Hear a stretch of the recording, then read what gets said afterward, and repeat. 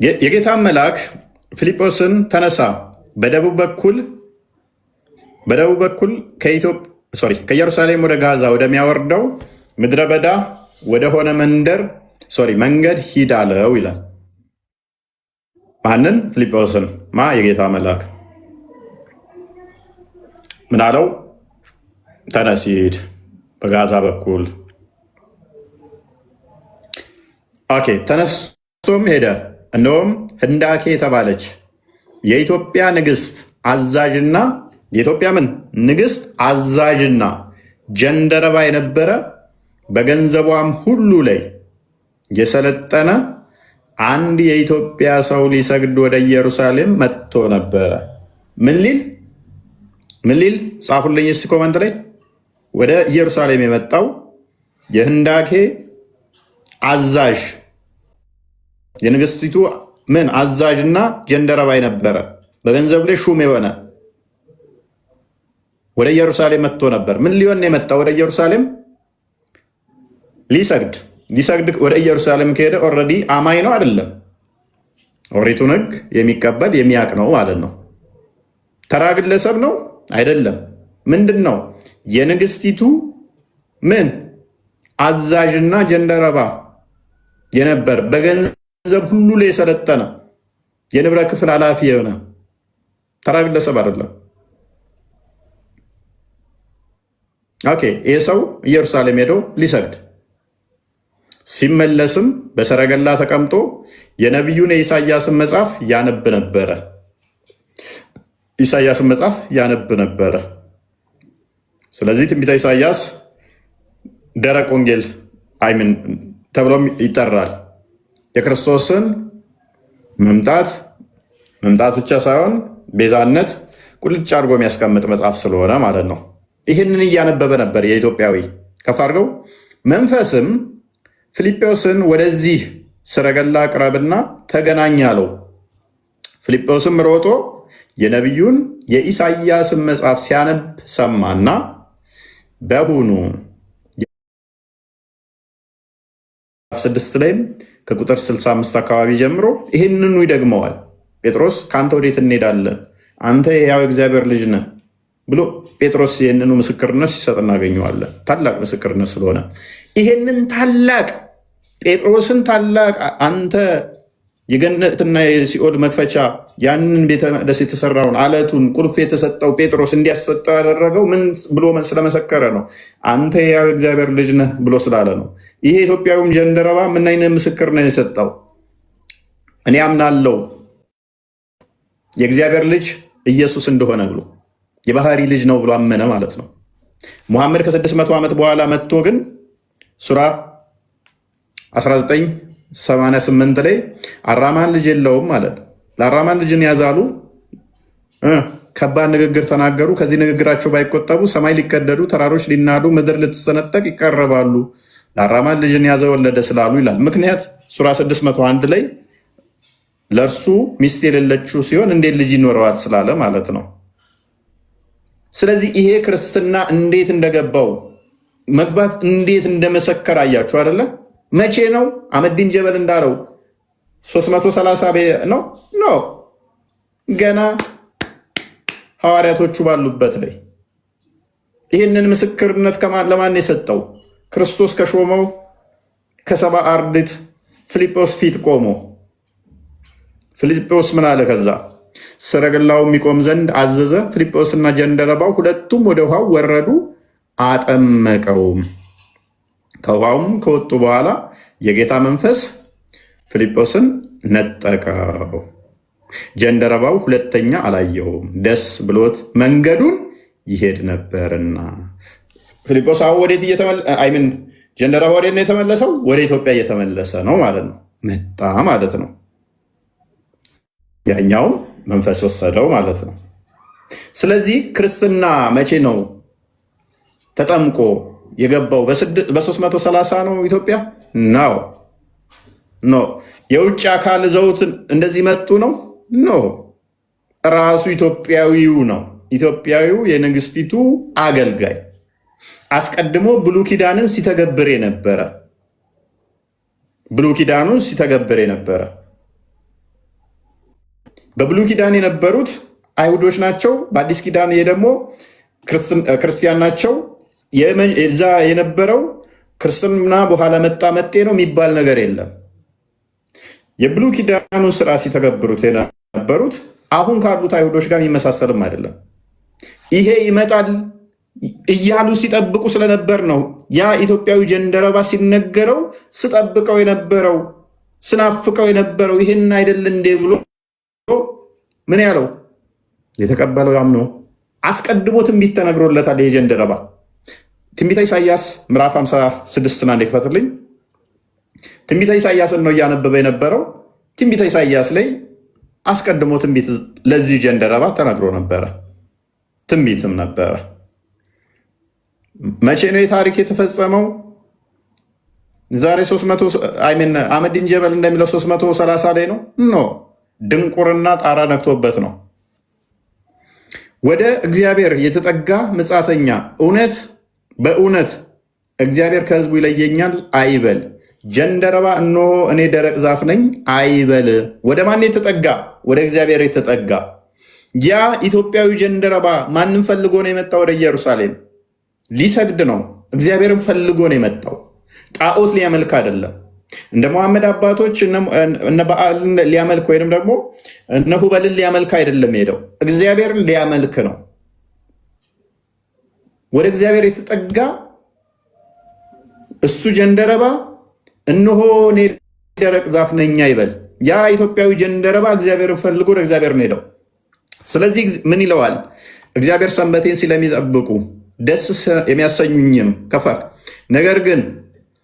ነገር ስለሚመርጡ ቃል ኪዳኔንም ስለሚይዙ ጀንደረቦች እንደዚህ ይላል። ኢትዮጵያኖች የብሉይ ኪዳኑንም ስርዓት አስቀድሞ ስለተሰበከ ሰንበትን ቅዳሜን ይጠብቃሉ። ቅዳሜንም ሰንበትን ይጠብቃሉ አይደለም? ዘጸአት ምዕራፍ 20 ላይ ያለውን። ስለዚህ በተመሳሳይ ሰንበቴን ስለሚጠብቁ ደስ የሚያሰኝኝንም ነገር ስለሚመርጡ ቃል ኪዳኔንም ስለሚይዙ ጀንደረቦች እንዲህ ይላልና በቤቴና በቅጥሬ ከወንዶችና ከሴቶች ይልቅ የሚበልጥ መታሰቢያ ስም እሰጣቸዋለሁ። የማይጠፋ ስም እሰጣቸዋለሁ። ምን የማይጠፋ ስም እሰጣቸዋለሁ? በቤቴና በቅጥሬ ውስጥ የማይጠፋ ስም እሰጣቸዋለሁ። ማቴዎስ ወንጌል ምዕራፍ 16 ቁጥር 18 አንዴ ክፈተው። አሁን የት ነው የምሰጠው አለ? በቤቴና በቅጥሬ ውስጥ የማይጠፋ ስምን እሰጣለሁ። ይህ አሁን ትንቢት ነው። ይሄ ትንቢት እንዴት ተፈጸመ? ክርስቶስ ቤተ መቅደሱን ሰራ፣ ቤተ ክርስቲያኑን ሰራ። 16 ቁጥር 18 እኔም እልሃለሁ አንተ ጴጥሮስ ነህ፣ በዚህችም ዓለት ላይ ቤተ ክርስቲያኔን እሰራለሁ፣ የገሃነም ደጆች አይችሏትም አለ። ምን የገሃነም ደጆች ማይችሏትን እቤቴን እሰራለሁ አለ ክርስቶስ በስጋ ሲመጣ። አስቀድሞ የነበረው ነበር። ህዝበ እስራኤል ይባላሉ፣ ህዝበ እግዚአብሔር ይባላሉ። እነኛ ምን አዲስ ስም እንደሚሰጣቸው ትንቢት ተነገረ። ያ ስም ማን ነው? እሱ በቤቴና በቅጥሬ ውስጥ ነው መሰጣችሁ። ቤቱን ሰራ ክርስቶስ፣ ቤተ ክርስቲያን ተባለች። ሐዋርያት ሥራ ምዕራፍ 11 ቁጥር 25 ክፈተው። በዛ ውስጥ ምን ሰጣችኋለሁ አለ? ለጀንደረቦች የማይጠፋ ስም እሰጣችኋለሁ። 11 ቁጥር 25 ባገኛቸው ከፍ አድርገው ቁጥር 26 ባገኛቸውም ጊዜ ወደ አንጾኪያ ቁጥር 26 በቤተ ክርስቲያን 1 ዓመት ሙሉ ተሰበሰቡ። ቤተ ክርስቲያኑ ማን የሰራው? ክርስቶስ። በቤቴና በቅጥሬ ውስጥ ማይጠፋ ስም እሰጣችኋለሁ ብሏል። በቤተ ክርስቲያን 1 ዓመት ሙሉ ተሰበሰቡ፣ ብዙ ሕዝብንም አስተማሩ። ደቀ መዛሙርቱ መጀመሪያ ምን ተባሉ? በአንጾኪያ ክርስቲያን ተባሉ። ማን ተብለው ተጠሩ? ክርስቲያን ተባሉ። ትንቢቱ ምን ነበረ? በቤቴና በቅጥሬ ውስጥ ምን ሰጣችኋለሁ የሚል ነው። አዲስ ስም ሰጣችኋለሁ። በፊት ህዝበ እግዚአብሔር ይባላሉ፣ እስራኤል ተብለው ይጠራሉ። እነኚህ አሁን ትንቢት ተነገረ። ምን አዲስ ስም እሰጣችኋለሁ፣ ያ ስም የማይጠፋ ያ ጀንደረባ አሁን አዲስ ስም ተሰጠው ማለት ነው። በዛ በቤቱና በቅጥር ውስጥ ክርስቲያን ተብሎ ተጠምቆ አምኖ ክርስቲያን ተባለ። የማይጠፋን ስም ያዘ ማለት ነው። ይሄ ማን ነው? እኛ ኢትዮጵያውያኖችን ሪፕሬዘንት የሚያደርግ ማለት ነው። እኛ ኢትዮጵያውያኖችንም የሚወክል ነው። ስለዚህ በብሉይ ኪዳን የነበሩት እነኛ ህዝበ እግዚአብሔር ሲጠብቁት ነበረ፣ ሲናፍቁት ነበረ። አዲስ ስም እንደሚሰጣቸው ተነግሯቸው ነበረ። ምን የሚባል ክርስቲያን የሚባል በክርስቶስ ክርስቲያን የሚባሉ አዲስ ስም ይሰጣቸዋል። እሱን ተስፋ ያደርጉት ነው እንጂ ክርስቲያን የሚባል ያንኛውን የብሉይ ኪዳኑን የሚቃወም አስተምሮ አይደለም። ያንን ተቃውሞ የመጣም አይደለም። አዲስ ስም እንደሚሰጥ ግን ያንኛው ህዝበ እግዚአብሔር የሚባሉት የእግዚአብሔር ልጆች የሚባሉት ዘዳግም ምዕራፍ 14 ቁጥር 1 ላይ እናንተ የአምላካችሁ የእግዚአብሔር ልጆች ናችሁ የተባሉት ትንቢተ ኢሳይያስ ምዕራፍ 63 ቁጥር 16 ላይ አብርሃም ባያቀን እስራኤል ባይታዘዘን አንተ አምላካችን አባታችን ነህ ብለው የሚያምኑት ኢየሱስን ሲቀበሉ ዮሐንስ ወንጌል ምዕራፍ 1 ላይ ወደ ገዛ ወገኖቹ መጣ፣ ለተቀበሉት የእግዚአብሔር ልጆች የሆኑ ዘንድ ስልጣን ሰጣቸው። ይህም ከስጋና ከደም አይደለም። ወደ ማን መጣ? ወደ ገዛ ወገኖቹ። ቁጥር 11 ጀምሮ 33 ወደ ገዛ ወገኖቹ። እነኛ ወገኖቹ ማናቸው? አስቀድሞ ኪዳን የተሰጣቸው ማለት ነው። አባቶች ለነሱ ናቸውና ከነርሱ ክርስቶስ በስጋ መጣ፣ እርሱ ከሁሉ በላይ የተባረከ ሆኖ የዘላለም አምላክ ነው ይለዋል ሮሜ ምዕራፍ 9 ቁጥር 5 ጀምሮ። ስለዚህ ልጅነት በማን ነው ይለናል። ከዛ ያ ተስፋው የተሰጠው በማን ነበር? በአብርሃም። ዘፍጥረት ምዕራፍ 12 ቁጥር 3 ጀምሮ ከቁጥር 1 እስከ 4 ድረስ በአንተ ዘር አሕዛብ ይባረካሉ ብሎታል። ያ ዘሩ በማን ነው የሚመጣው? ዘሩ እንዴት ነው የሚመጣው? በይስሐቅ በኩል ማለት ነው። በይስሐቅ እንዴት ይመጣል? ዘፍጥረት ምዕራፍ 17 ቁጥር 10 ላይ ግዝረትን እንዴት እንደሰጠ ቃል ኪዳን። ስለዚህ በይስሐቅ በኩል አሁን ሁሉ ማን ይሆናል ማለት ነው? የአብርሃም ዘር ይሆናል ማለት ነው። በይስሐቅ በኩል በእምነት በኩል ይመጣል። ደግሞ ገላትያ ምዕራፍ 3 ላይ ስትመጡ በእምነት ይሆናል። በእምነት አስቀድሞ ደግሞ ለአብርሃም ወንጌል ተሰብኮለታል። ስለዚህ እነኛ ወንጌል የተሰበከላቸው ናቸው። አይሁድ የሚሏቸው እና አህመዲን ጀበል ወንጌል የተሰበከላቸው ወንጌል አማኝ ናቸው። የአሁኖቹ ውሳ ታዲያ እነኚህ አይሁዶችን ፕሪሰፖዝ አድርጎ በፊት የነበሩት እነሱ ናቸው ኢትዮጵያ ላይ ነው። እነኛዎቹ የቀድሞዎቹ ወንጌል የሚያምኑ ናቸው። ገላትያ ምዕራፍ 3 ቁጥር 8 ላይ አስቀድሞ ክፈተው። ገላትያ ምዕራፍ 3 ቁጥር 8 አስቀድሞ ለአብርሃም እንኳን ወንጌል ተሰበከለት ይላል። ወንጌል አማኝ ናቸው። ወንጌል ደግሞ ስለ ልጁ ነው፣ ስለ ክርስቶስ የምስራች ብስራት አዳኝ ጌታ ተወልዷል የሚል ነው ወንጌል። እነኚዎቹ ታዲያ አዳኝ ጌታ እርሱ ክርስቶስ ተወልዷል ብለው የአሁኖቹ አይሁዶች ያምናሉ እንዴ? አያምኑም። ስለዚህ የብሉይ ኪዳኑን የሚያምኑት በኢትዮጵያ የነበሩት ከኛ ጋር የሚስማሙ እንጂ ከነኚህ አይሁዶች ጋር የሚስማሙ አይደሉም። እነኚዎቹ ትክክለኞቹ አይሁዶች አይደሉም። እነኚዎቹ የሳቱ ናቸው። መጽሐፍ እግዚአብሔር አሕዛብን በእምነት እንዲያጸድቅ አስቀድሞ አይቶ በአንተ አሕዛብ ሁሉ ይባረካሉ ብሎ ወንጌልን ለአብርሃም ምን አለው? አስቀድሞ ሰበከው። ቁጥር 24 ላይ አድርገው።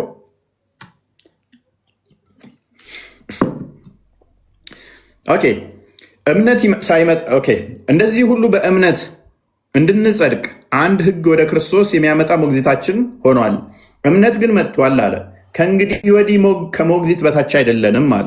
አስቀድሞ በሞግዚት ውስጥ ነበር፣ ሕግ ስለነበረ ዮሐንስ ወንጌል ምዕራፍ 1 ቁጥር 17 ላይ ሕግ በሙሴ ጸጋና እውነት በክርስቶስ ይላል አይደለ? ስለዚህ አሁን ከሞግዚት በታች አልነበርንም ነው።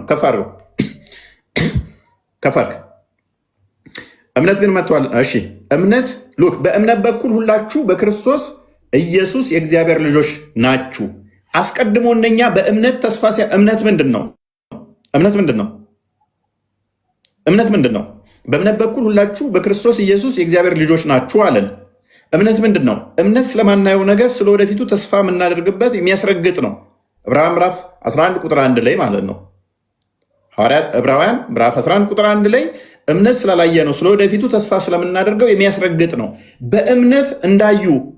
በእምነት እንዳዩ አባቶች እንደተመሰከረላቸው ዕብራውያን ምዕራፍ 11 ሙሉን ስታነቡት እነ አብርሃም እነ ሙሴ ሌሎቹንም የእምነት አባቶችን ተስፋ እያደረጉ አምነውት ነገር ግን ያንን ተስፋውን ሳያገኙ እንደሞቱ ማለትም ክርስቶስ ከመወለዱ በፊት እንዳለፉ ያስቀምጠዋል።